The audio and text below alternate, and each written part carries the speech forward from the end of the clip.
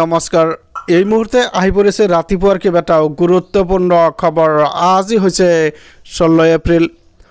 অসমৰ বিভিন্ন প্ৰান্তৰ পৰা বাতৰিসমূহ যুগুত কৰা হৈছে নিতৌ এনে ধৰণৰ নতুন নতুন ভিডিঅ' চাবৰ বাবে টেকনিক বাই লালচান ইউটিউব চেনেলটো সাবস্ক্ৰাইব কৰি ভিডিঅ'টো তেটাকৈ লাইক কৰি দিব হয় শিলচৰত দিন দুপুৰতে এক ভয়ংকৰ কাণ্ড ঘটনা হৈছে এক ভয়ংকৰ ঘটনা ঘটিছে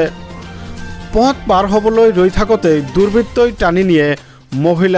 মহিলাৰ হাতৰ পৰা বেগ টানি নিয়ে এগৰাকী মহিলাই বেগ হাতত লৈ থিয় হৈ আছিল পথৰ কাকত স্কুটিত অহা এজন লোকে টানি লৈ যায় মহিলাৰ বেগটো হয় এক ভয়ংকৰ ঘটনা এক অতি আচানক ঘটনা দিন দুপুৰতে সংঘটিত হৈছে শিলচৰত এই ঘটনা বহু নথিপত্ৰৰ লগতে ৬,০০০ টকা আছিল মহিলাৰ সেই বেগটোত আৰু সেই বেগটো পথৰ কাকতে থিয় হৈ থাকোতে টানি লৈছে দুৰ্বৃত্তই সমগ্ৰ দৃশ্য বন্দী আছে চিচিটিভিৰ ফুটেজত হয় ইয়াৰ পৰৱৰ্তী আন এটা গুৰুত্বপূৰ্ণ খবৰ হৈছে পহিলা বহাগৰ দিনটোতে তিতাবৰত এক মৰ্মান্তিক ঘটনা সংঘটিত হৈছে একেটা পৰিয়ালৰ ৩জন লোকৰ মৃত্যু হোৱাত কান্দনৰ ৰোলৰ সৃষ্টি হৈছে পিতা পুত্ৰ আৰু ভতিজাকৰ মৃত্যুত সেই অঞ্চলত শোকৰ ছাই বিৰাজ কৰিছে ইফালে বাইক দুৰ্ঘটনাত পতিত হৈ থিতাতে মৃত্যু হয় সমন্দিয়া ভাই ককাই গোৱাৰ আগাছেম আৰক্ষী থানাৰ কিছুনিৰ লগত সংঘটিত হৈছে এই দুৰ্ঘটনাটো হয় আপোনালোকে ঠিকেই শুনি আছে নিহত অচ্যুত ৰঞ্জন গগৈ আৰু পাপু গগৈ হয় এখেতো কিন্তু টকাৰ অভাৱত বাহিৰত গৈছিল কাম কৰিবলৈ দুই যুৱকৰ ঘৰ তিতাবৰ এলেঙি খাৰখোৱাত বুলি ইতিমধ্যে জানিবলৈ পোৱা গৈছে গোৱাৰ ব্যক্তিগত এটা কোম্পানীত কৰ্মৰত আছিল দুই ভাই ককাই আৰু দুই ভাই ককায়ে একেখন বাইক লৈ বজাৰ কৰিবলৈ ওলাই গৈছিল পুত্ৰ পাপু গগৈৰ মৃত্যুত চৰমপন্থা বাছি লয় পিতৃয়ে হয় এক অতি হৃদয় বিদাৰক ঘটনা পিতৃ অনিল গগৈয়েও হাপতিলে মৃত্যু হয় পিতৃ অনিল গগৈয়েও পুত্ৰৰ মৃত্যুৰ শোকত কিন্তু হাৰ্ট এটেক হৈছে ঘটনাক কেন্দ্ৰ কৰি তিতাবৰ এলেঙি খাৰখোৱাত শোকৰ ছাই বিৰাজ কৰিছে হয় এক ডাঙৰ খবৰ এক গুৰুত্বপূৰ্ণ খবৰ ইয়াৰ পৰৱৰ্তী অন্য এটা গুৰুত্বপূৰ্ণ খবৰ হৈছে মছজিদে আকছাক ধ্বংস কৰিবলৈ আহি ধ্বংস হৈ গ'ল ইজৰাইলী হেলিকপ্টাৰ লৈ মছজিদ আক্ৰমণ কৰিবলৈ গৈছিল স্ক্ৰীনত আপোনালোকে ইতিমধ্যে দেখিবলৈ পাইছে হেলিকপ্টাৰটো কিদৰে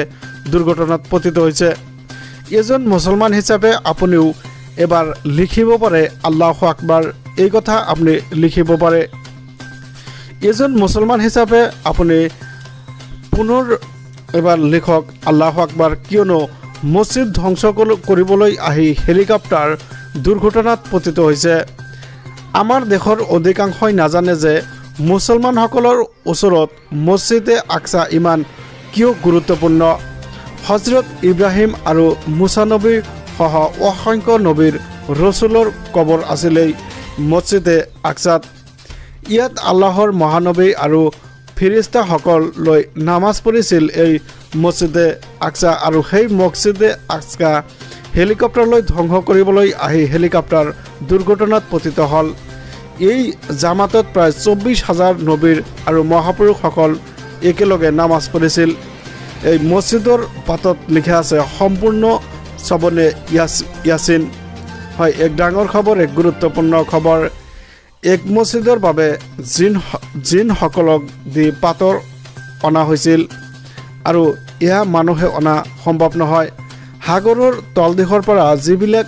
কিনা কোনো মানুহৰ পক্ষে অসম্ভৱ সেইসকল কিন্তু মানুহে যোগাৰ কৰিব নোৱাৰে ইয়াৰ অন্য এটি গুৰুত্বপূৰ্ণ খবৰ হৈছে প্ৰধানমন্ত্ৰী নৰেন্দ্ৰ মোদীৰ ভ্ৰমণক লৈ বিশেষ পথ নিৰ্দেশনা জাৰি কৰিছে গুৱাহাটী মহানগৰে 16 এপ্ৰিলত বন্ধ থাকিব জিয়াছ ৰোড হয় গুৱাহাটী মহানগৰৰ কিছু পথ 16 এপ্ৰিলত ইতিমধ্যে বন্ধৰ ঘোষণা কৰা হৈছে বিয়লি 4 বজাৰ পৰা 6 বজালৈ হ'ব ওৱান ৱে হয় এই কথা জনাইছে গুৱাহাটীবাসীয়ে 6 বজাৰ পৰা বন্ধ হৈ পৰিব জিয়াছ ৰোড 6 বজাৰ পৰা ইতিমধ্যে সম্পূৰ্ণ বন্ধ হৈ পৰিব জিয়াছ ৰোড ABCৰ পৰা জনতা ভৱনলৈ বন্ধ থাকিব পথছোৱা কিয়নো যেহেতু প্ৰধানমন্ত্ৰী নৰেন্দ্ৰ মোদীৰ আগমন হৈছে গুৱাহাটীত GS road B Barua road JNB road বন্ধ থাকিব ব্যৱসায়িক বাহনৰ চলাচল এই কথা জানিবলৈ দিছে গুৱাহাটী প্ৰশাসনে ৰাষ্ট্ৰীয় ঘাইপথ DG ৰোড MG ৰোডো চলাচল কৰিব নোৱাৰিব ব্যৱসায়িক বাহন বিয়লি 3 বজাৰ পৰা নিশা 10 বজালৈ বন্ধ থাকিব এই পথছোৱা কিয়নো যেহেতু গুৱাহাটীত এক মিটিং পতাৰ প্ৰগ্ৰাম আৰম্ভ কৰিব সেইভাবে এই পথসমূহ বন্ধ ৰখা হৈছে প্ৰধানমন্ত্ৰীৰ ভ্ৰমণৰ বাবে মহানগৰ আৰক্ষীৰ এই পথ নিৰ্দেশনা প্ৰধানমন্ত্ৰী নৰেন্দ্ৰ মোদীৰ ভ্ৰমণক লৈ বিশেষ পথ নিৰ্দেশনা জাৰি কৰিছে প্ৰশাসনে প্ৰধানমন্ত্ৰী ইতিমধ্যে গুৱাহাটী আগমন ভিউয়াৰ্স ভিডিওটো ভাল পালে ভিডিওটোত এটা লাইক কৰি চেনেলটো সাবস্ক্ৰাইব কৰিবলৈ নাপাহৰিব ধন্যবাদ থ্যাংক ইউ জয় জয়